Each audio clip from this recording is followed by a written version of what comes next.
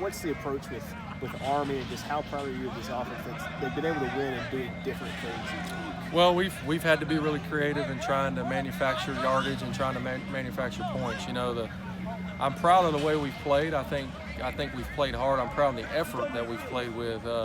It's kind of been the story of the first half of the season is missed opportunities. Again, you come out of the ODU game with easily another 2 touchdowns that probably should have been scored. And again, I'm not asking us to make the great play. I'm asking us to make the easy one. And, we missed opportunities have hurt us offensively, and we got to continue to harp that and continue when we have our opportunity to make a play. We got to go make a play. But it's not because lack of effort, and it's not because lack of creativity by us as coaches. I know that a lot has been built into, this team, this offense has an identity now. Like, we know what we want to do. How do you still sort of hold on to that, but you still stay creative? It's like we know what we want to do, but we know different things that we have to do each week to get that there. Does that make sense? Yeah, well, I think our identity is growing every week. I'd like to obviously put up a little more yardage and put up some more points, but your team starts to find an identity, not just offensively. And I think defensively we're pretty good right now. And we're going to continue to get better on offense, continue to try to score points and put up big numbers. But you also got to look at it and say that the goal of playing football is to win the football game, right? And what do we have to do as a team to go win the game? And if that means slowing it down in the second half like we did, and running some clock and keeping their offense off the field and letting us chew up some yardage and chew up some time, and at the end of the day go win the game, then that's what we'll have to do. I don't think we're going to be able to do that every game. I look for us to progress offensively, and I'd like to go put up 30, 35 points a night, and I think we can get there. Last week we talked a bit about Gage Walker, and you said basically that it was only a matter of time that he got back on track. Did you see that coming against ODU, or was it something that just as the game progressed you figured that he was going to continue to play a bigger role as the night went on? Well, we as coaches watch a lot of film, and we played 2 really good fronts before we went and played ODU, and we knew we were going to have a problem at times with those guys, and we knew we were going to have to be creative. And would we have liked to play better? Absolutely. But I've been around enough to know what we're going to be able to go execute and what we're not. And I knew we were up for big challenges against Louisville and UAB, and they stood up to that, and we didn't put up great numbers. But it's like I told you last week, I think Gage's numbers weren't there, but I still think he was being very productive in a lot of other ways. And last week he came back to being productive in the run game and a little bit in the pass game too. And I think between the coach and the media, we may portray production a little different. My production is we go out and play well and win, and he executes his plays, whether that's a block, whether that's catching the ball, whether that's running it. When you do those things right, in my mind, that's called productive. And I think he put up some more yardage this past week, and we got to run the ball a little better. So, I think his numbers showed up, but we weren't worried one bit about the way Gage Walker had been playing.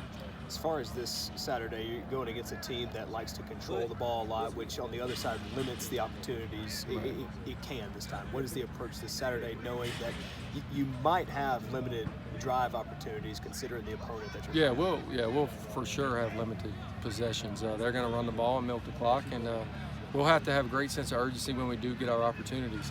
Each possession is going to be vital to go down and produce something. Even if that means we're pinning them deep and making them go 90, 95 yards, we have to go produce offensively. And obviously we'd like to score a ton of touchdowns, but there's more to it during the game than just that. And we'll have a greater sense of urgency. We'll hopefully be very productive and take our opportunities when we can. Coach, a lot of talk about Army's offense, but their defense is really good too. I think they're ranked in the top 20. What do you kind of see from their defense and just overall? Well, it's not shocking. It is the U.S. Army that they do things the right way. They play hard. They play with great effort.